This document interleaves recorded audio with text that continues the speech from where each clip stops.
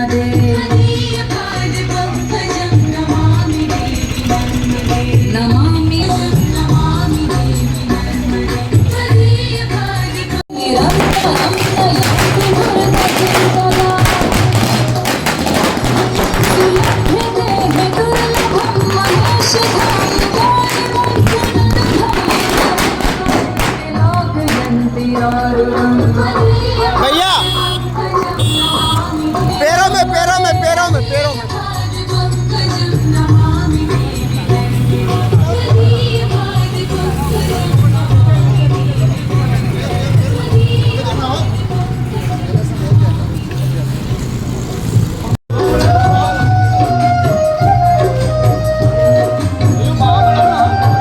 पैरों में।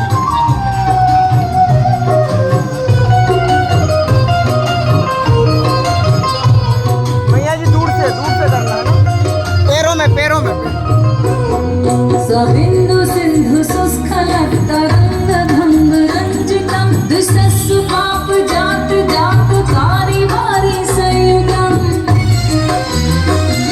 कृतांत दूत काल भूत भीति हारी वर्मदे तदीय पाद पंकजं नमामि देवी नर्मदे तदीय पाद पंकजं।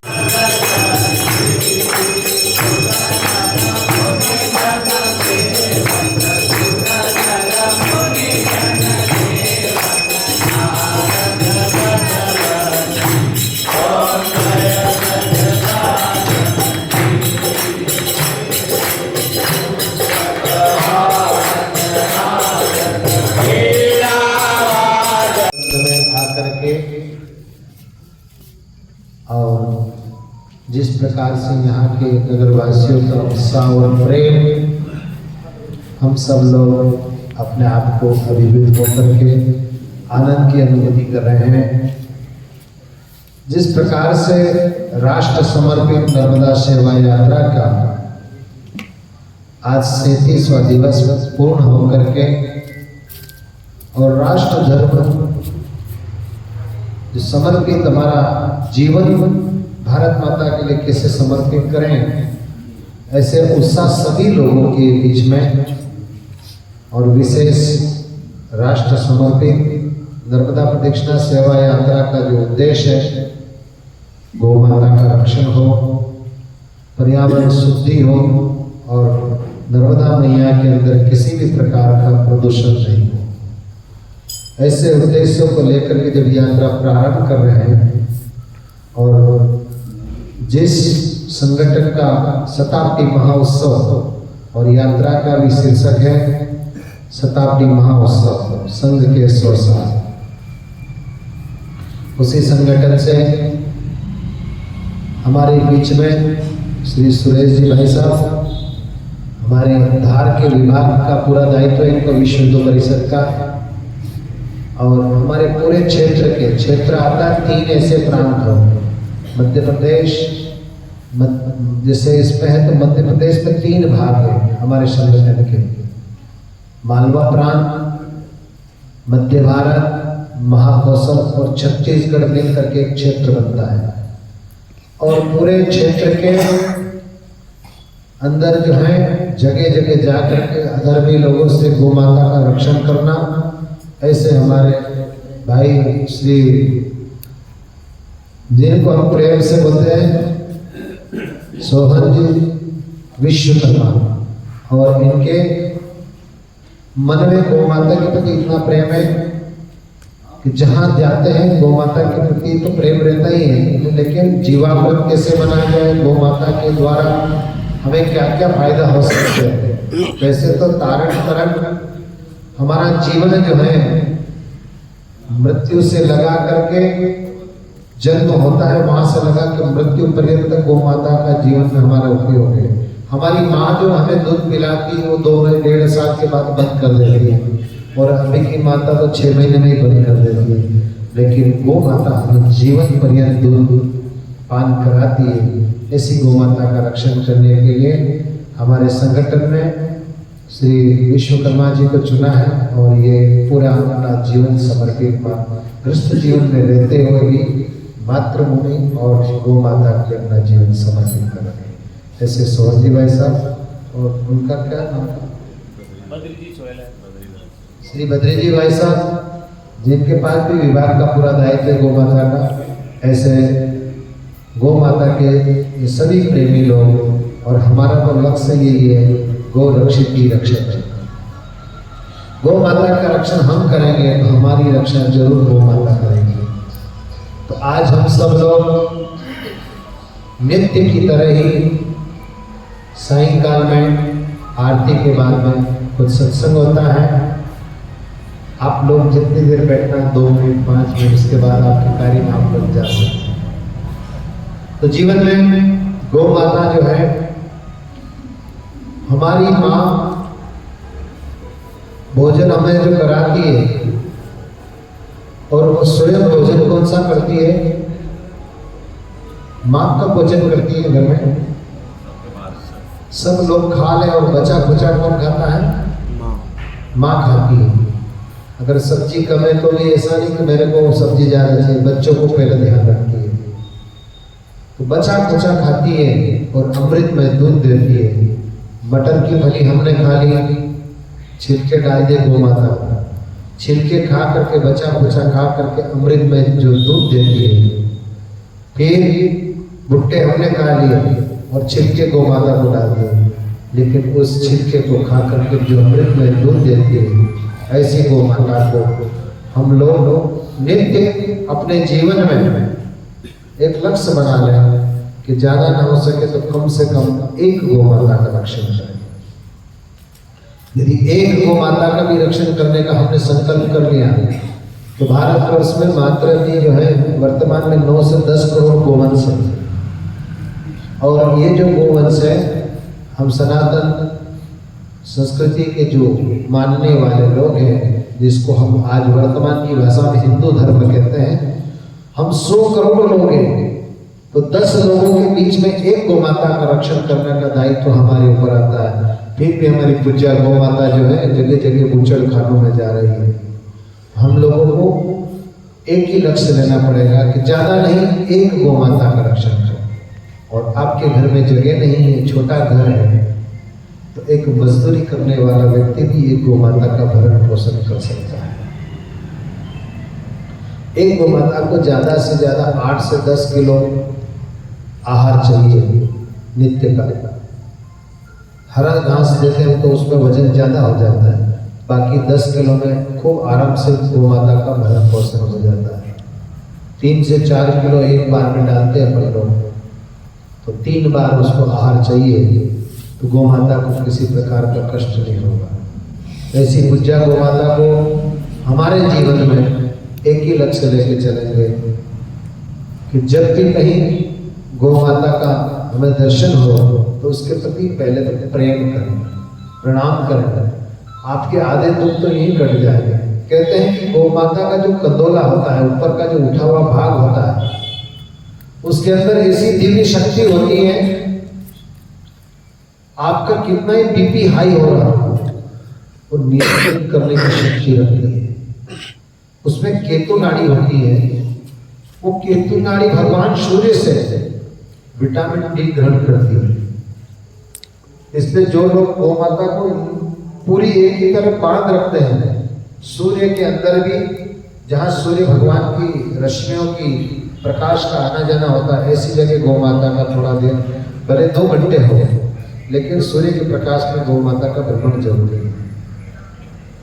पूज्य गौ माता जो है उस केतु नाड़ी के द्वारा हमारे ब्लड प्रेशर को नियंत्रित कर देती है।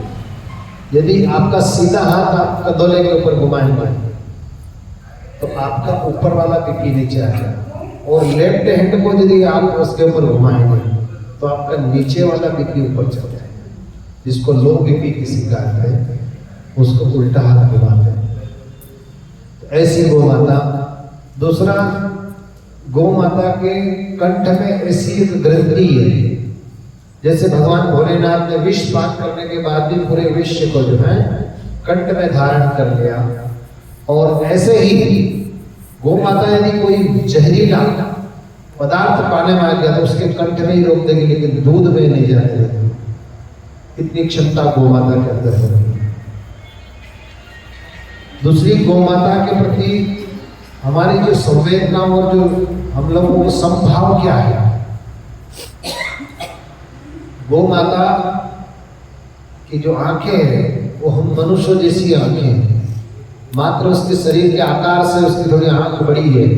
बाकी भैंस की आंख, गधे की आंख, घोड़े की आंख वो हमसे मैच नहीं खाएगी, लेकिन गौ माता की जो आंखें की पुतलियां, उन गौ माता की आंख है वो हम जैसे लोगों के बीच में ऐसी समानता है। दूसरा, भैंस का बच्चा जन्म लेगा तो 10 महीने में होगा, घोड़े का बच्चे का जन्म 10 महीने में होगा, लेकिन पूज्य गौ माता जब जन्म देती है तो मनुष्य की जन्म की समय 9 महीने का, जैसे है मनुष्य के लिए बच्चे का जन्म, ऐसे ही गौ माता भी 9 महीने में ही बच्चे को जन्म देती है। समानता काफी गौ माता में है। दूसरा जानवर, जैसे आपका बच्चा कहीं सोया, गौ माता आ गई, गौ माता कभी उसके ऊपर पाँव नहीं रखी, उसको लांग के निकल जाएगी, लेकिन उसका कभी भी अहित नहीं होगा जीव का। ऐसी गौ माता का रक्षण करने के लिए हमारा जीवन पूरा समर्पित होना चाहिए। दूसरा, आज हमारा संपूर्ण राष्ट्र, ऐसे संगठन ने राष्ट्र निर्माण का एक सपना देखा था 1925 में, और एक कमरे से निकला हुआ ये संगठन पूरे विश्व को एकात्म दर्शन का बोध कराता है। आदि गुरु भगवान शंकराचार्य ने सर्वम खल्विदम ब्रह्म का जो उपदेश प्राणी मात्र को दिया था, और हमारा जो संगठन है RSS, उसका भी एक लक्ष्य है, न हिंदू पतित हो। कोई भी हिंदू पतित नहीं है। हम एक कुआं, एक शमशान, एक मंदिर का लक्ष्य लेकर चलेंगे तो हमारा जो हिंदुत्व बढ़ता जा रहा है, वो हिंदुत्व के अंदर प्रेम, सद्भावना, सद्भाव है क्या? हमारे अंदर प्राणी मात्र के प्रति प्रेम बढ़ेगा। इसलिए ऐसे उद्देश्यों को लेकर के जिस संगठन ने एक सपना देखा था कि हमारा हिंदू राष्ट्र, उस समय तो हम गुलाम थे, संगठन बनने के ठीक 22 साल बाद हमारा देश आजाद हुआ, और इस संगठन के ऊपर कितनी बार प्रतिबंध लगा, लेकिन हौसला बुलंद था। ये संगठन पूरे विश्व को नियंत्रित करने का और पूरे विश्व के अंदर सद्भाव फैलाने का, और जिस संगठन का वसुदेव कुटुंब की भावना है, जिसके अंदर वसुदेव कुटुंब की भावना होती है, वो सर्वम खल्विदम ब्रह्म और वसुदेव कुटुंब समान भावी शब्द है, लेकिन सभी आत्मा के अंदर एक परमात्मा विराजमान है। ऐसे भाव को लेकर के भगवान शंकराचार्य ने जो संदेश दिया था, ऐसे ही उद्देश्य संगठन ने भी लिया। और जिन भगवान शंकराचार्य ने ओंकार की भूमि से मंत्र दीक्षा लेकर संपूर्ण भारतवर्ष की सीमाओं का कोई अतिक्रमण न कर सके, ऐसे 4 दिशाओं में 4 मठ की स्थापना करी। मैंने एक दिन सत्संग में कहा था आप लोगों को, 4 युग के 4 स्थान हैं, लेकिन उन चारों स्थान में चारों शंकराचार्य के 4 मठ बनाए गए। सनातन धर्म में संन्यास परंपरा के 4 मठ हैं। पूर्व दिशा में जगन्नाथपुरी है, वहाँ है गोवर्धननाथ मठ। कौन सा मठ है? गोवर्धननाथ। तो वहाँ जो शंकराचार्य बैठते हैं वो सरस्वती नामा है। फिर दक्षिण में सिंगेरी मठ है, और सिंगेरी मठ में जो महापुरुष लोग बैठते हैं वो भारती नामा है। पश्चिम में द्वारिकापुरी है, उस मठ का नाम है शारदा मठ, वहां के शंकराचार्य की सरस्वती नामा है। उत्तर में ज्योतिर्मठ है, जिसे हम लोग आज की भाषा में जो है आज की भाषा में नर्मदे है।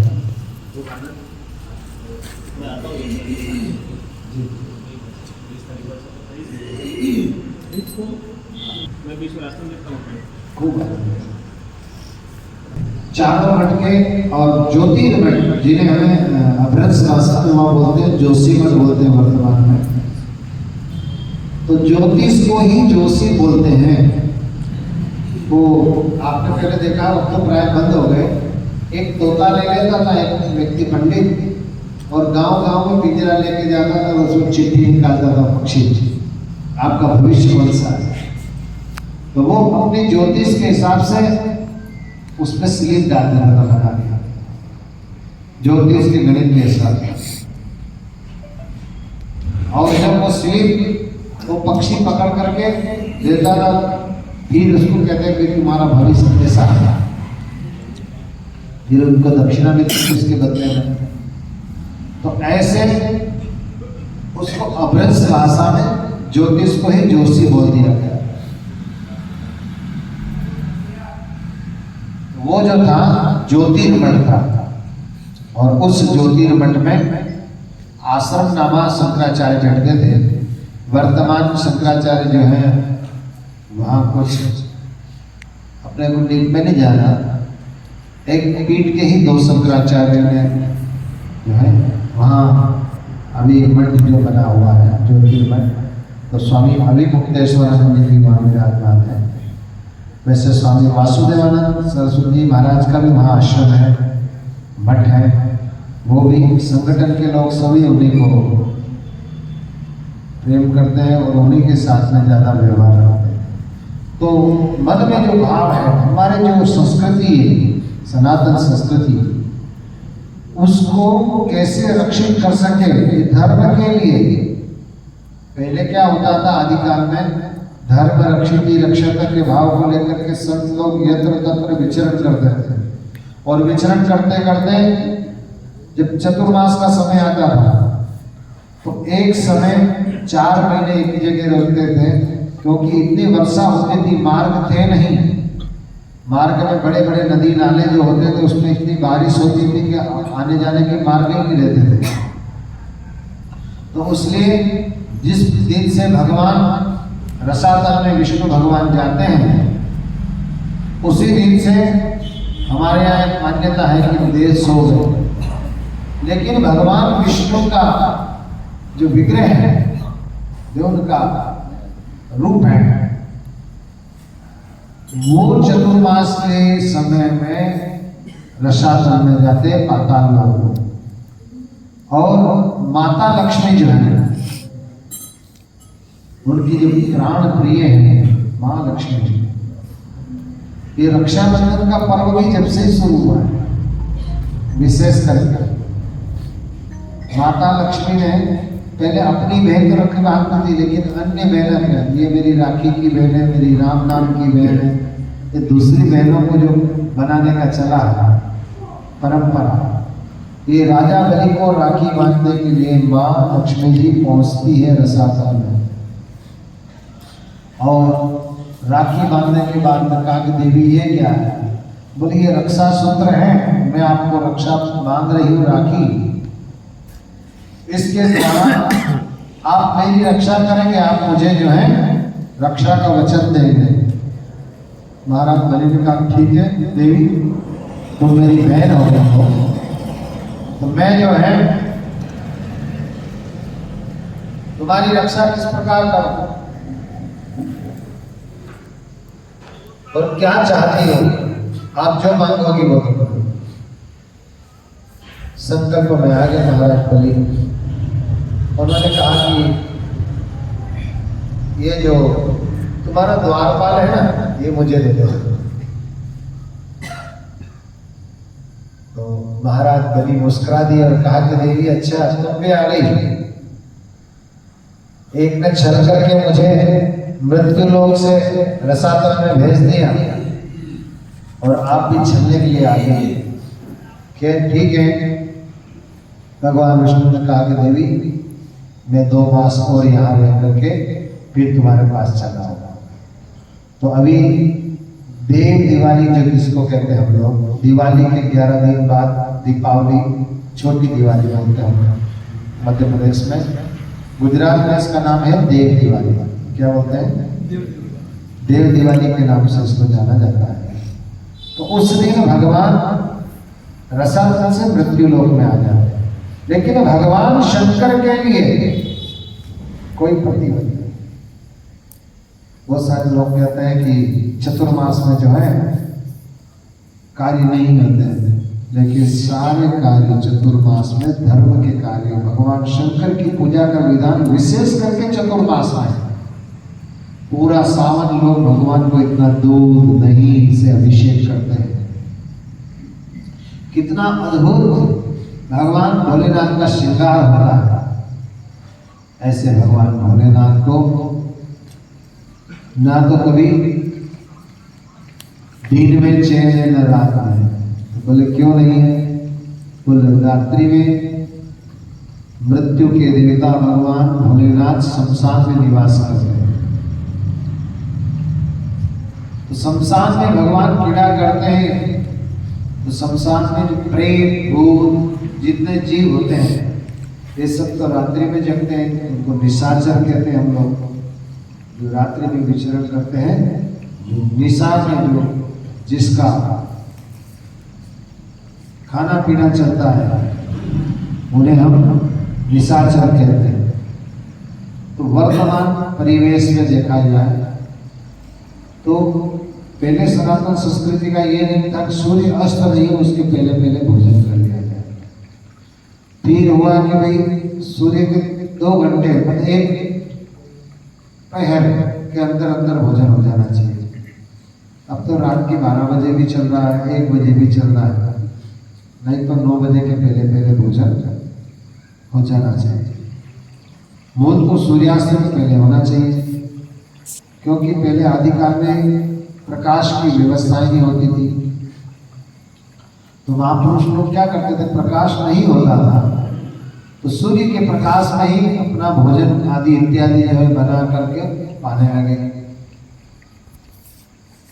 भारत का भोजन क्या था? हमें पहले से हम जो गेहूं की रोटी खाते नहीं, हमारी यहाँ की परंपरा नहीं थी। गेहूं हमारे यहाँ का भोजन नहीं है।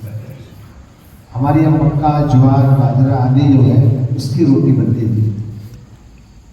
लेकिन जब से गेहूं आया है सबकी गैस की समस्या बढ़ गई, पेट के विकार बढ़ने लगे, भोजन पाचन तंत्र सही नहीं होता है। गेहूं से ही मैदा बनता है और जो मैदा की चीजों को ज्यादा ग्रहण करता है उन लोगों को पता लगता होगा कि उनको कितना कष्ट होता है। तो हमें भोजन भी जो करना चाहिए वो या तो मिक्स करना।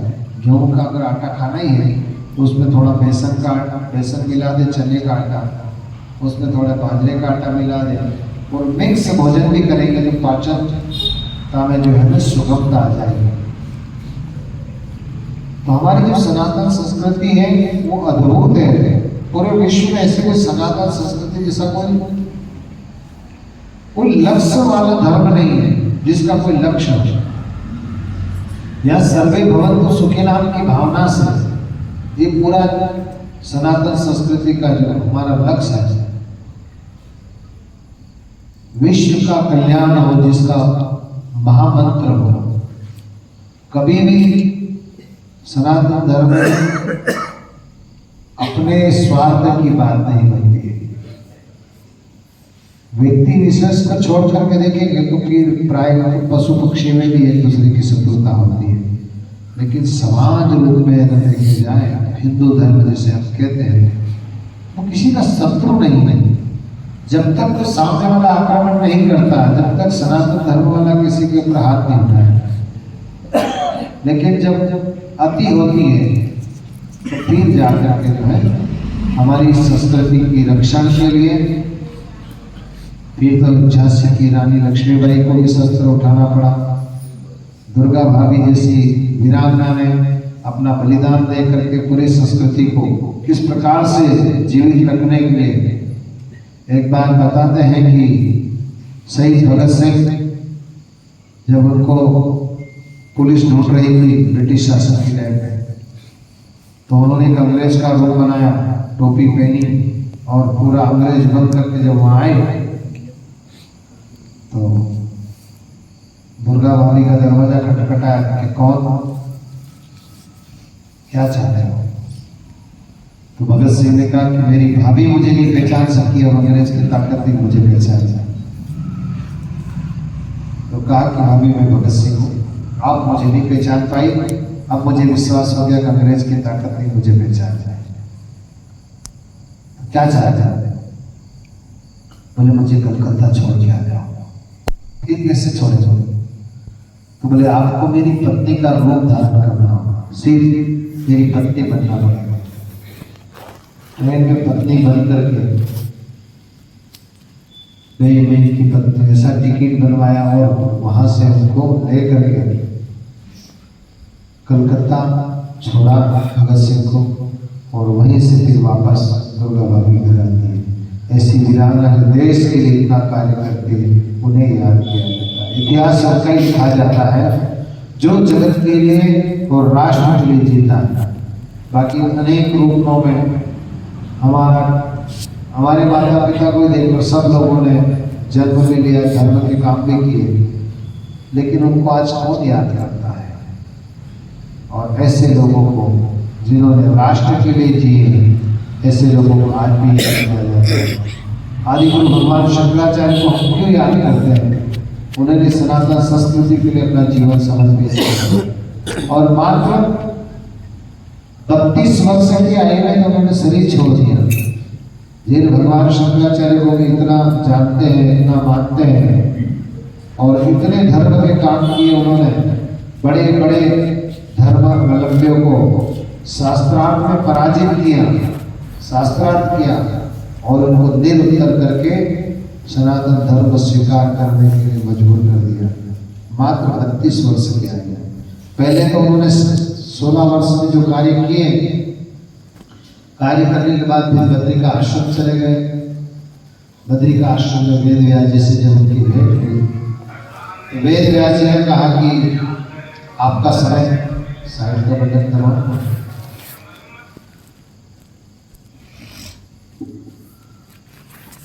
शंकराचार्य जी ने कहा कि मेरा जो है समय पूरा हो रहा है। तो वेद व्यास जी कहते हैं कि अभी तो आपको बहुत कार्य करना है। शास्त्रार्थ मंडन मिश्र जैसे धुरंधर विद्वान को परास्त करना, और जब उन्होंने ऐसा उठपटांग प्रश्न कर लिया काम शास्त्र के लिए, तो भगवान शंकराचार्य को इस शरीर छोड़ करके पर काया प्रवेश करने की भी उनके अंदर क्षमता थी। कहते हैं कि जब मंडन मिश्र पराजित हो गए और निर्णायक उनकी जो भार्या थी उभय भारती ने कहा कि महाराज मेरे पति देवता पराजित हो गए हैं, लेकिन मैं उनकी अर्धांगिनी हूँ, आप मुझे बिना पराजित किए इनको नहीं शिष्य बना सकते। कहा ठीक है देवी, आप प्रश्न करो। उभय भारती ने काम शास्त्र के बारे में प्रश्न किया। उस समय मंडन मिश्र ने कहा देवी एक सन्यासी से ऐसी अपेक्षा करती हूँ। उन्होंने कहा ठीक है देवी, मुझे इसके लिए कुछ समय चाहिए। और भगवान शंकराचार्य जो है समय लेकर के अपने शिष्यों के साथ गए और एक गुफा में अपने शरीर को रख दिया और शिष्यों को कहा कि मेरे शरीर की तुम रक्षा करना, तुम यहाँ से कहीं मत जाना, मैं 1 मास तक आ जाऊंगा। और एक नगर में एक राजा ने अचानक शरीर छोड़ दिया। उस शरीर में शंकराचार्य भगवान पर काया प्रवेश करना चाहते थे। उन्होंने जो है उस शरीर राजा के शरीर में प्रवेश किया और रानी के साथ 1 महीना सहवास करके पुनः आया और इस शरीर में प्रवेश करके भी शास्त्रार्थ दे दिए गए। उभय भारती को काम शास्त्र के बारे में जो है सत्संग हुआ, उसको पराजित किया। उसके बाद में मंडन मिश्र जी को प्रथम शिष्य के रूप में शंकराचार्य भगवान ने स्वीकार किया। उनका नाम हुआ सुरेश्वराचार्य। क्या नाम दिया? सुरेश्वराचार्य। दूसरे अद्भुत प्रतिभा के धनी पाद पद्माचार्य, जिनका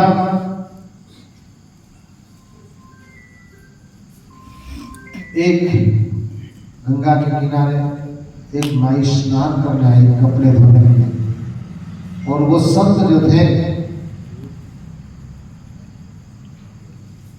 उस साधना कर रहे थे। उन्होंने कहा कि तो देवी कहती गुरुजी मैं वस्त्र धो के आ रही, मेरे बच्चे की थोड़ी देर देखभाल करना। उन्होंने कहा ठीक है, और वो संत का ध्यान लग गया। जब ध्यान लग गया और वो माई जब वापस आई तो देखा कि बच्चा है नहीं।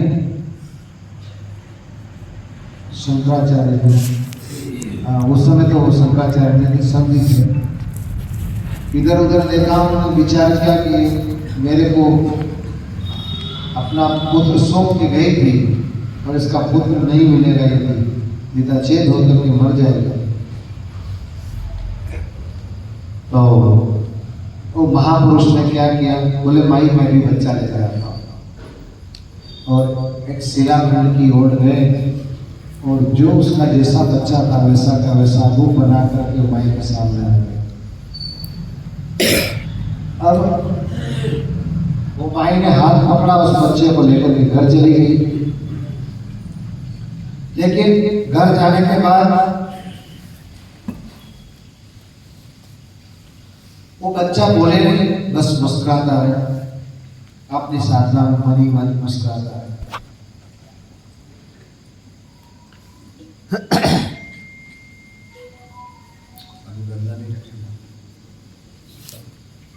तो मन ही मन जब वो मुस्कुराता लेकिन बोलते नहीं, बच्चा माता पिता बड़े चिंतित रहने लगे। फिर हमारे बच्चे को क्या हो गया? रूप तो वही था ऊपर से बच्चे का, लेकिन अंदर तो महापुरुष बैठे हुए थे। एक दिन भगवान शंकराचार्य वहां से भ्रमण करते करते निकल रहे,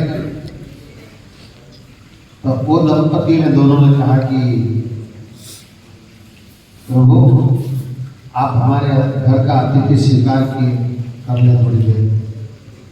ठीक है, वो गए। उन्होंने कहा कि हमारा बालक है प्रभु, ये पहले जन्म से तो बहुत अच्छा था, लेकिन एक दिन मैं गंगा किनारे गई और मैं स्नान करके जब वापस आ रही थी, उसके बाद में इस बालक को पता नहीं क्या हुआ, बोलता भी नहीं है, बस मुस्कुराता रहता है। शंकराचार्य भगवान ध्यानास्थ होकर के देखा तो अंदर तो महापुरुष बैठे हुए थे। उन्होंने हस्तमल्लकाचार्य ने मुस्कुराते हुए अभिवादन किया शंकराचार्य भगवान का। कहा कि भैया ये बालक मुझे दे दो, और उस बालक को लेकर के भगवान शंकराचार्य आ जाते हैं, ये दीक्षा देते हैं उस बालक को, और दीक्षा देने के बाद ये जो है हस्तमल्लकाचार्य के नाम से शंकराचार्य भगवान के द्वितीय शिष्य हुए, जिनको हम सब लोग हस्तमल्लकाचार्य कहते हैं। ये पुरी के शंकराचार्य हैं सबसे पहले, और सुरेश्वराचार्य जो है वो सिंगेरी मठ के शंकराचार्य हैं। फिर एक पद पदमाचार्य,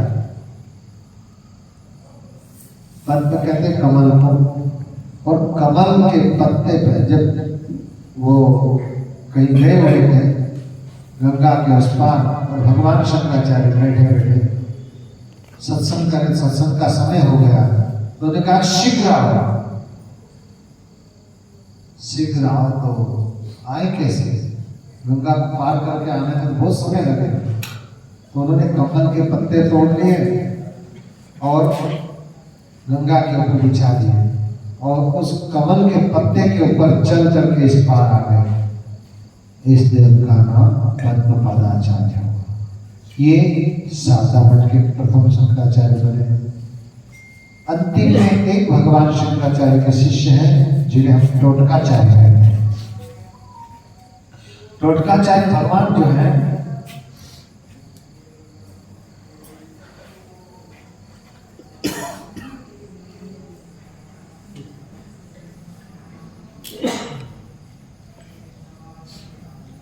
जब टोटक स्नान करके वस्त्र धो रहे थे और भगवान से नित्य प्रार्थना करते, प्रभु मुझे कुछ आता नहीं। टोटकाचार्य जो थे पहले टोटक के रूप में बहुत मंदमती जैसे थे, उनके अंदर बुद्धि नहीं हुई। एक बार पाठ शुरू करने का समय आया तो भगवान शंकराचार्य ने कहा कि टोटक नहीं आया, तो सुरेश्वराचार्य जी बड़े विद्वान थे, मंडन मिश्र जी, उनका वो तो मूर्ख है, उसको क्या आता है, आप पाठ शुरू करें। तो उन्होंने विचार किया कि क्या किया जाए, तो अपने गुरु महिमा को जगत में विस्तार करने के लिए भगवान शंकराचार्य ने अपनी दिव्य ज्योति के द्वारा टोटकाचार्य के हृदय में इतना दिव्य ज्ञान भर दिया है। वहीं से टोटक स्तोत्र आप पढ़ते होंगे, तो उन्होंने उस स्तोत्र का पाठ करते करते आ रहे हैं। सुरेश्वराचार्य ने कहा ये तो पाठ हमने भी नहीं जानते हैं, मैं भी नहीं जानता हूँ, ये पाठ ये किसे जानते हैं, इन मंत्रों का उच्चारण तो हम भी नहीं जानते हैं। और जब भगवान शंकराचार्य ने कहा कि कोई इस जगत में विशेष महान नहीं होता, कर्म के द्वारा, गुरु सेवा के द्वारा महान व्यक्ति बनता है। तो हम सब लोग ऐसी परंपरा के लोग हैं जिस सनातन संस्कृति में ऐसे दिव्य आत्माएं जन्म ली और सनातन धर्म की रक्षा के लिए 4 दिशा में 4 मठ की स्थापना करी। और ऐसे अलौकिक महापुरुषों ने इस भारतवर्ष की डोर को संभाला है। हम सब लोग माँ भारती के लिए समर्पित रहे। इन्हीं उद्देश्यों को लेकर के आज का सत्संग पूरा करते हैं। रुद्राष्टक, नर्मदाष्टक और दूध, बस उसके बाद हमारा नियम तो यह था कि प्रसाद 6 बजे करने के बाद में सत्संग करेंगे, लेकिन वो लोग अपना कार्यक्रम छोड़ कर आगे गुरु जी के पास जाकर आए तो आरती पहले कर ली। अब सब लोग परम मंगल के साथ पुण्य सल्ला माता पिता की कृपा से रुद्राष्टक में प्रवेश करते हैं। आइए।